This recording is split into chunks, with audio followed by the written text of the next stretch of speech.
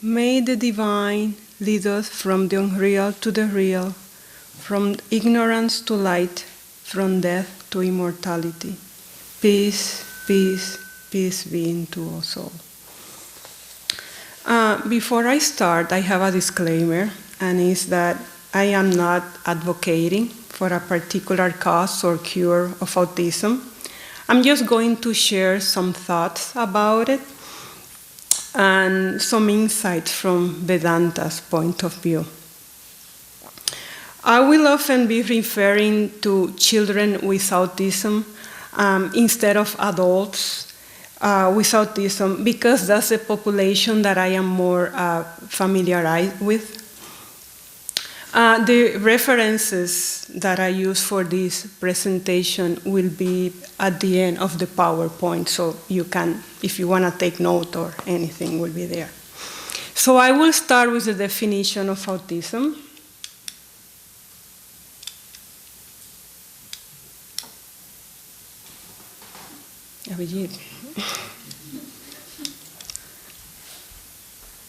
The one down. Okay, try now. Yeah. Okay. So autism has been defined as a neurodevelopmental disorder, meaning that the onset is during the developmental period. In the past, up to last year, autistic disorder was one of 5 separate conditions that comprise what was called pervasive developmental disorder, or PDD. Now, after the DSM-5 came, that's the name of one manual that many doctors are very familiar with. Now, autism spectrum disorder is a single condition that includes autistic disorder, Asperger's disorder, childhood disintegrative disorder, and pervasive developmental disorder. It has now, they have set it up in a way that now it has 3 different levels of severity in 2 core domains. So, as you can see, the core domains are deficits in social communication and social interactions, and restricted repetitive behaviors, interests, and activities. The severity levels has 3 ratings. 1, requiring very substantial support. It means that the deficits are severe in both core domains. Then you have requiring substantial support, meaning that there are marked deficits in both core domains. Then you have the 3rd level, requiring support, meaning that without support in place, the deficits cause noticeable impairments. There is a saying that when you know one child with autism, you know one child with autism. And therefore, it is important to keep in mind that while we are talking about the core domains, there are different degrees and different levels of intensity. So let's go more in depth on the core domains. The first one, social interaction and social communication. It means that there are deficits in social emotional reciprocity, meaning that there is a failure in back and forth conversation. There is reduced sharing of interest, emotions, or affect. And there is a failure also to initiate or respond to social interactions. Deficits in nonverbal communicative behaviors include poorly integration of verbal and nonverbal communication, deficiencies in eye contact and body language. So there are limitations in use of gestures. So, for instance, in little children, you see that something that they don't do is to point at things, which is part of the which is part of the development in what they call neurotypical children. There is lack of facial expression and nonverbal communication. For instance, something that research found that is very interesting is that children with autism, or I could say people with autism, when they are having a conversation, they focus more on the mouth. If they are talking to you, they are focusing in your mouth. But we know that having a conversation is a multitask skills that includes not only the mouth, you look at the eye of the other person, you look at the hair, you look at the gestures, you look at the movement of the person. So it is overwhelming to see all that. So they focus more on the mouth. Therefore, they are missing a lot of the information. There are deficits in developing, maintaining, and understanding relationships. There is a child at my school, he's very, very smart. A couple of years ago at recess, he was running, chasing another child. And while chasing him, he was throwing a bottle of water at him. And he grabbed the bottle of water and he chased the boy and he threw the water again. And he kept running so the principal asked me to talk to him because obviously that created a problem. The other boy was terrified. So when I sat with him, I said, "Johnny, why were you doing that?" "Miss Guerra, I was trying to get his attention and he kept running away from me." So in his mind, that was the reason why he was doing that. There are difficulties in sharing imaginative play or making friends. Like kids usually play when they are very young. Or let's pretend that I am mom and you are dad. Or let's pretend that I am, that I am the teacher. There is deficit in that at that time in that area, and there is a diminishing interest in peers. The second domain, restricted repetitive patterns of behavior, interest, or activities. We see stereotype or repetitive motor movements, like for instance, the hand flapping, lining up toys like all the cards has to be lined in this way, one next to the other.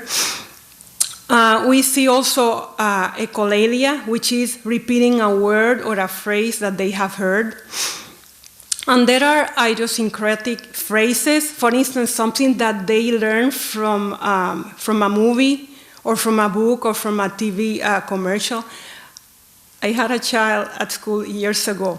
He was fascinated with Star Trek. And it would be, "Beam me up, Scotty, beam me up." And that was constantly and constantly and constantly. It was funny. There is persistence on sameness, inflexible adherence to routines. This other boy, Peter, that was a couple of weeks ago. We had indoor recess because it was raining. So they were allowed to play computers because it was recess.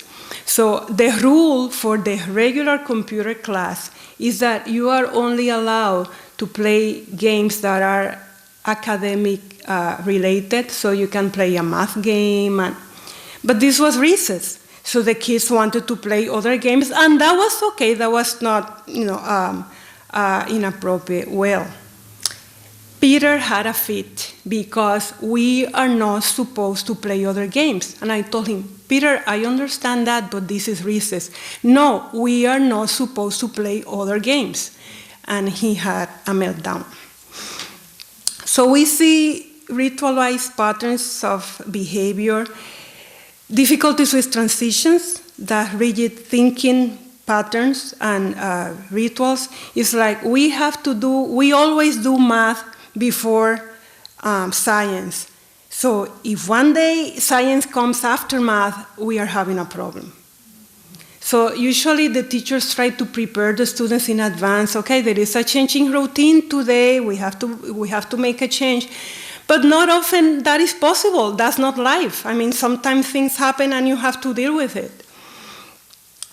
There is a misconception about children with autism not loving or experiencing emotions. That is not true.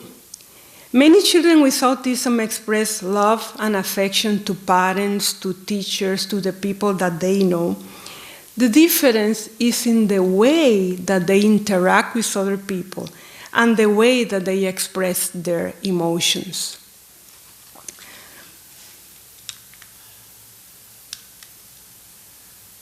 Abhijit. Is that the one? No. Did I skip one? Yeah, that's the one. Other factors that we also see are sensory. Majority of children with autism have differences in sensory input, meaning that there is either hypersensitivity or hyposensitivity to light, to noise, to touch, smells, flavors, textures.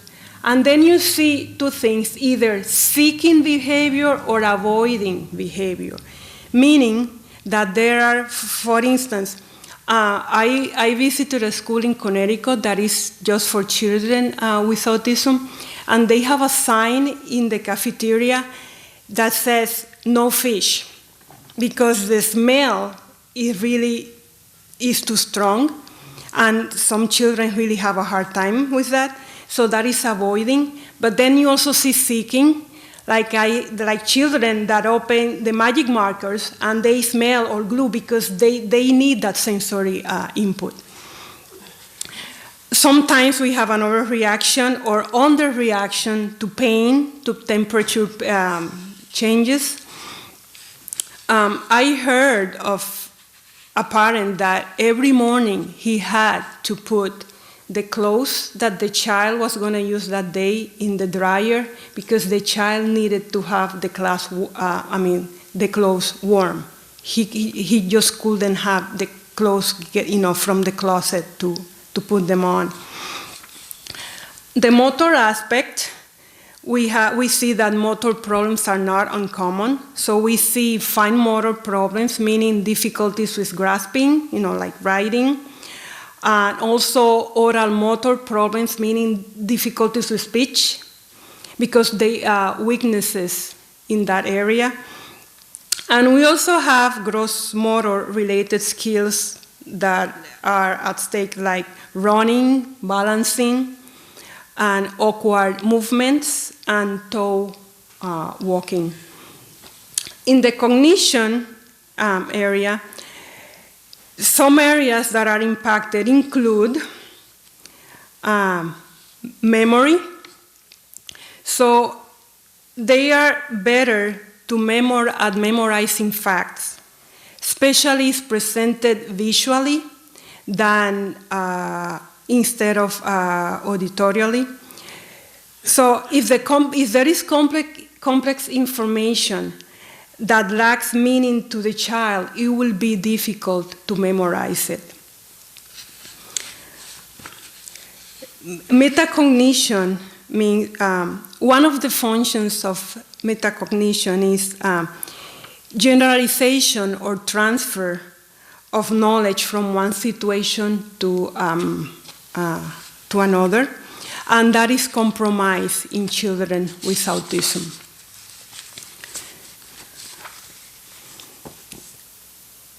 Executive functions that pertains to planning, organizing, control impulses. And in children with ASD, we see limitations in this area, inflexibility to make changes, distractibility. Central coherence, meaning pertains to perceiving the whole, but also the parts. So children with ASD focus more in details or irrelevant features. Like I heard of a child that he was very upset one day because the teacher changed the color or the color of her hair. He was having a fit because of that. And for instance, another example is learning to identify a car as a car because of the color, or it's blue, so therefore it is a car, instead of because of the properties of a car. And abstract thinking, pertains to abstract concepts and ideas. So we see here difficulties with humor, with metaphors or idioms. They tend to be more literal and concrete thinkers. So you see very often that they are very good at math, especially the ones that has been what they in the past call Asperger's or high-functioning autism. For instance, this woman, Temple Grandin, I don't know if you have heard from her, there is a movie about her. She is a woman with autism. She has a PhD in agricultural sciences. And she said that she thinks in pictures. That's the way that she thinks. So imagine how difficult should be for her to understand abstract concepts like justice, love,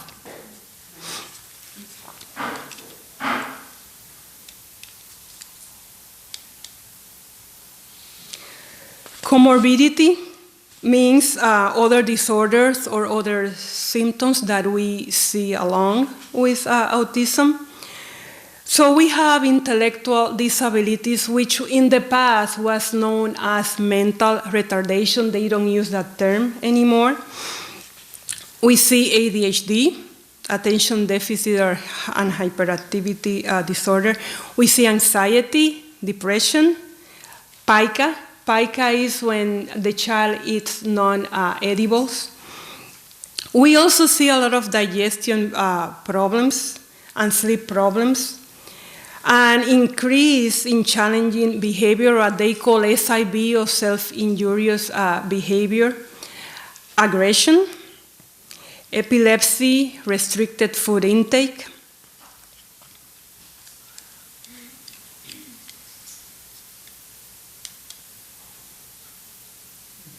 Statistics. A recent report for the Center for Disease Control, the CDC, that report I think came this year, indicated that 1 in 68 children was identified with autism spectrum disorder. And that is a 30% increase in 2 years. The sample they used were American children 8 years old. ASD is almost 5 times more common in boys than in girls. So the ratio is 1 per every 42 boys and 1 per every 189 girls. Nearly half of children diagnosed with ASD have average or above average intellectual abilities, which is interesting because a decade ago, it used to be 70% of children would have intellectual disabilities. So now we see that it has gone down to a half. 10% of children with autism have what they call savant abilities or skills, meaning that they have exceptional skills or they are gifted in at least one area. For instance, like memory, art, music, math. I saw in a video one day what they call calendar memory. They asked this boy, which day was March 1st, 1991? And he said, Thursday. And he was right. Who can diagnose? Only professionals trained to do so should diagnose a child with autism, and that includes psychologists, psychiatrists, physicians.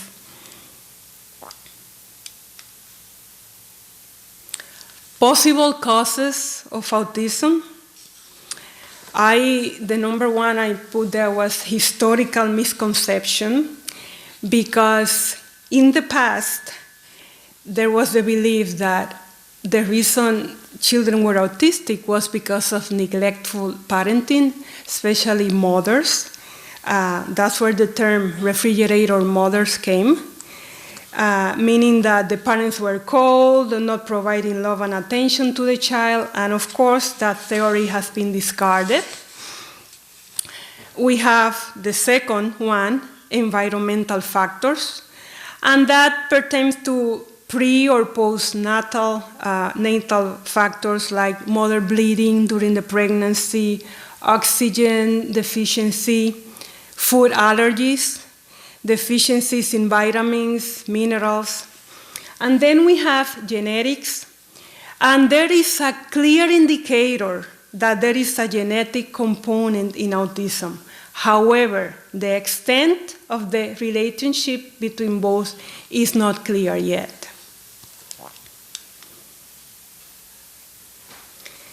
Families of children with autism. It has been documented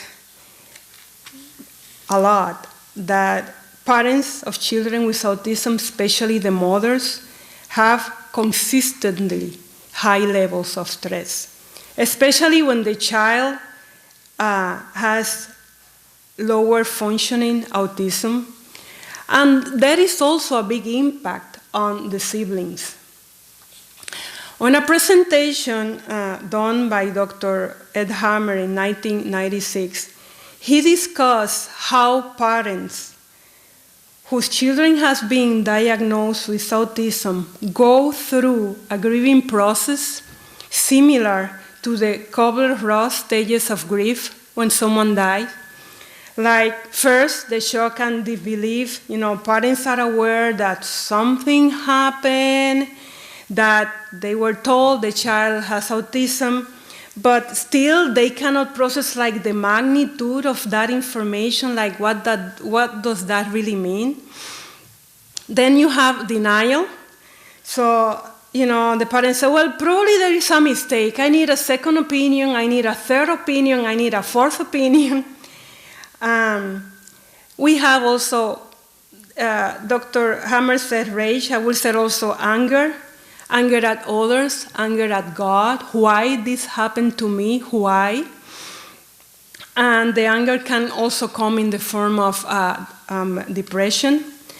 Then we have bargaining, which is, well, if my child has a heart problem, okay, I can live with that. But, the autism part, I will take the heart problem, but the other part.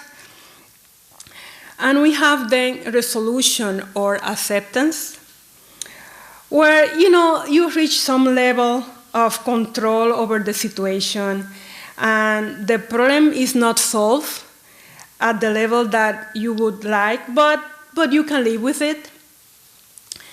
People go through these stages at different times in their lives, and the cycle repeats itself. For instance, like when you have someone that died, and you are in pain and you are upset about it, okay, then time passes and you feel better about it, but then all of a sudden someone mentioned the name of that person, or the birthday comes, and again you go through the pain. So the cycle repeats itself. Some people get stuck in stages, some people get stuck in anger forever, and some people build upon a stage instead of resolving the stage. I would also add that something that we see is shame, guilt, embarrassment. I was in a store a few months ago, and I was in the ladies' room, and there was this woman with this boy. He was looking under the stalls. We are talking about the women's room, the ladies' room. And he was looking under the stalls. The mom was so embarrassed. I'm sorry, he's autistic, but you could see the pain and the embarrassment that she was going through. In an essay, and I really encourage you to read this essay, it's called Welcome to Holland. It was written by Emily Pearl Kingsley. She described her experience of having a child diagnosed with autism.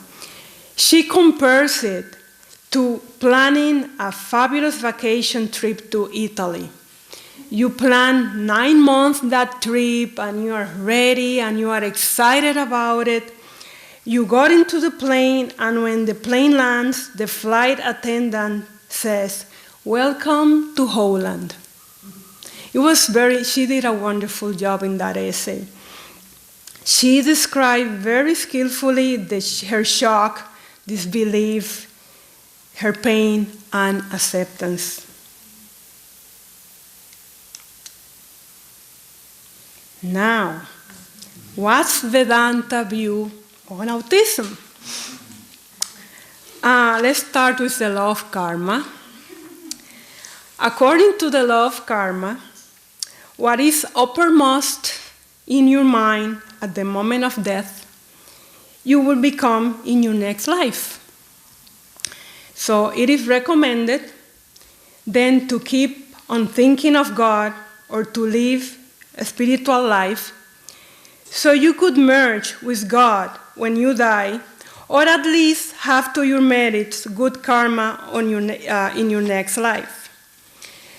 Swami Yoganananda has discussed many times here the importance of leading our life in the right direction, to acquire knowledge with capital K, and so we can stop the transmigration from one body to another body to another body.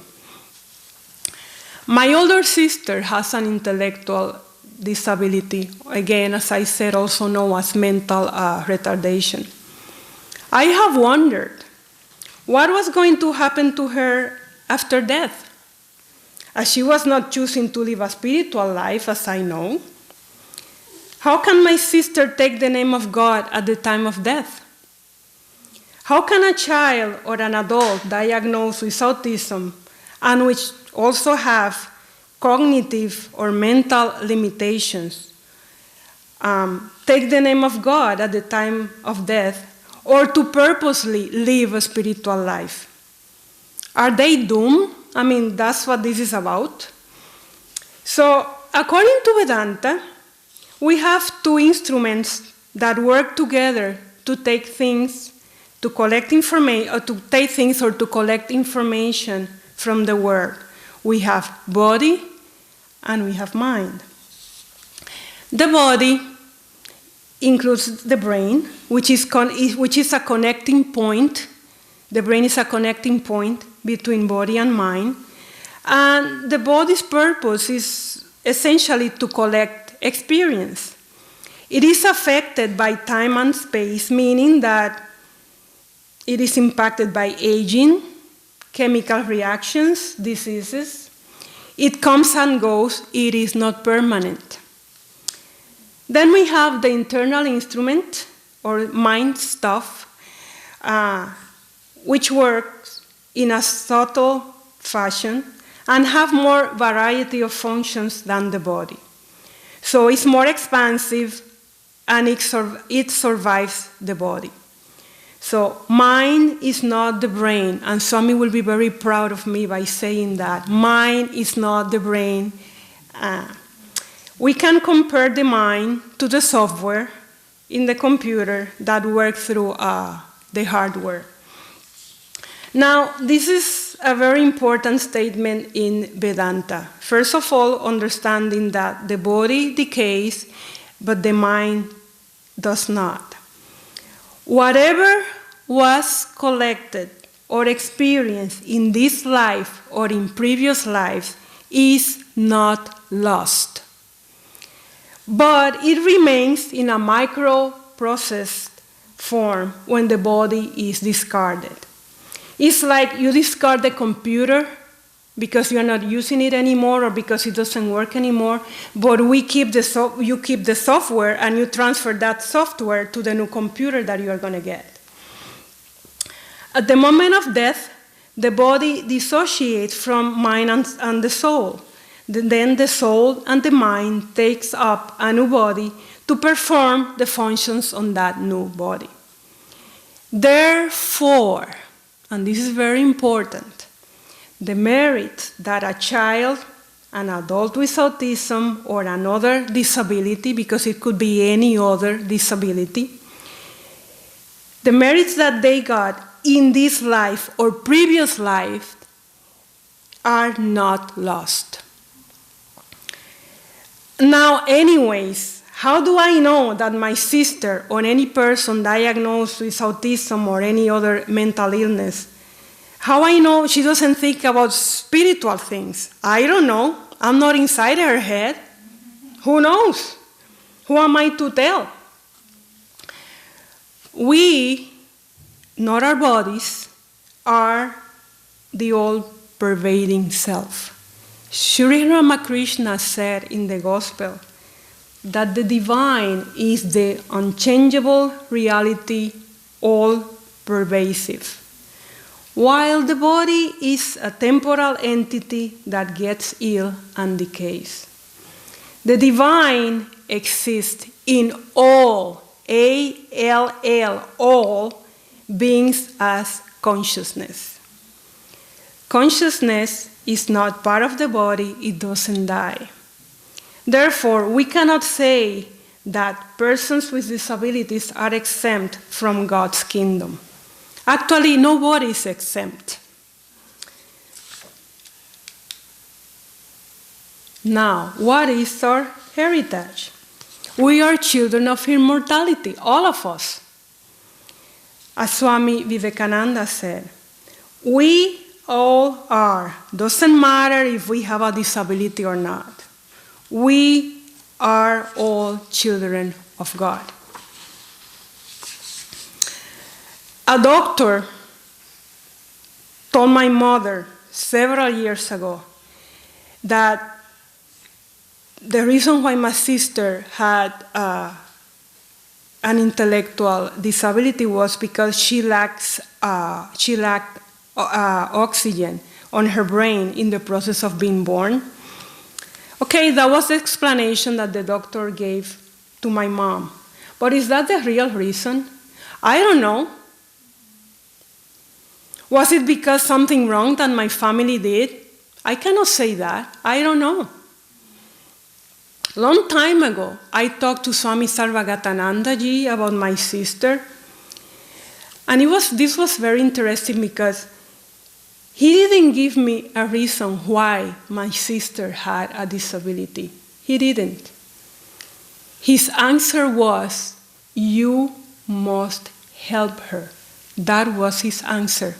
He didn't go into details, well, you know, the reason, the karma, nothing. His reply was, you must help her.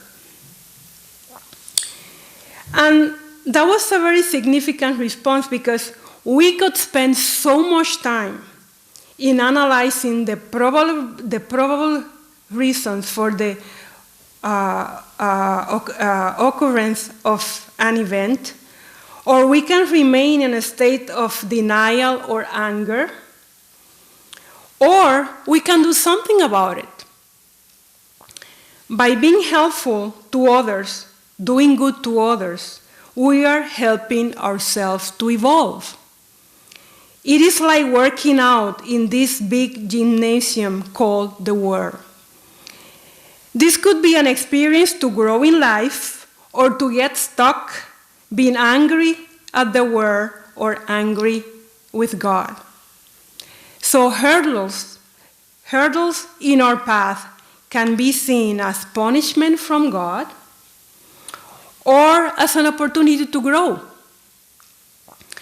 Having a child with disabilities can be a big challenge, and providing them with any available external support like therapeutic services from the community, therapy, for instance, is very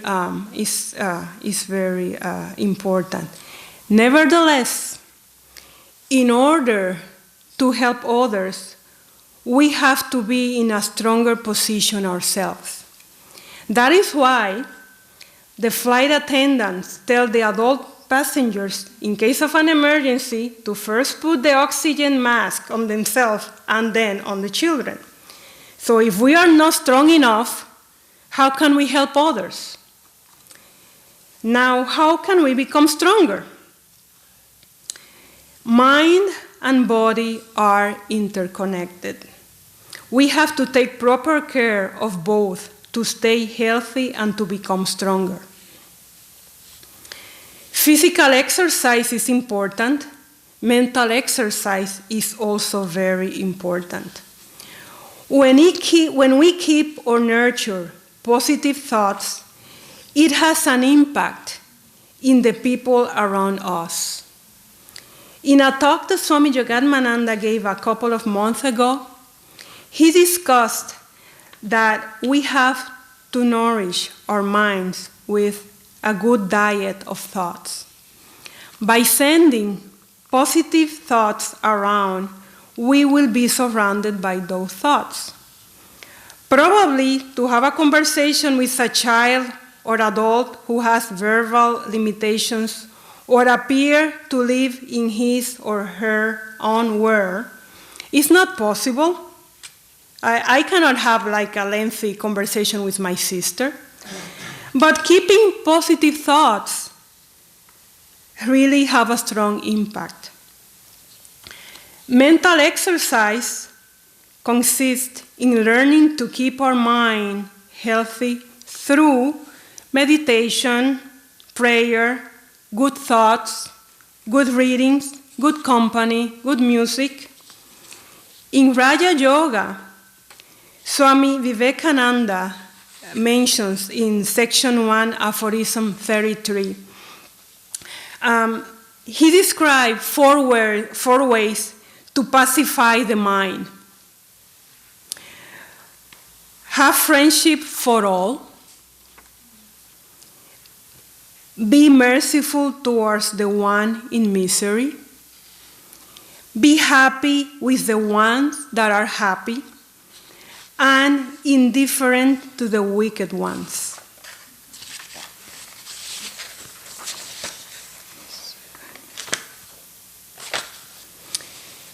To be happy, loving, and compassionate is important, but also to ignore and or stay away from what is not uplifting to us. That is important too. So to ignore or to be indifferent to hurtful comments or people can be difficult. For instance, in another article, this is called Holland Schmoland, and that was in response to the previous one. The author, Laura Crawford, she describes the challenges of having a child with autism and the frustration because of the misunderstandings and criticism of other people.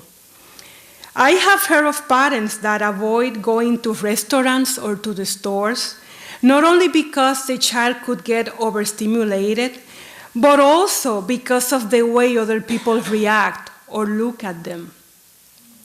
So learning to be indifferent to what is not uplifting can be a challenge because we tend to react and to feel bad about it. But as Swami Vivekananda said, it is necessary to learn that skill in order to have peace of mind and live a happier life.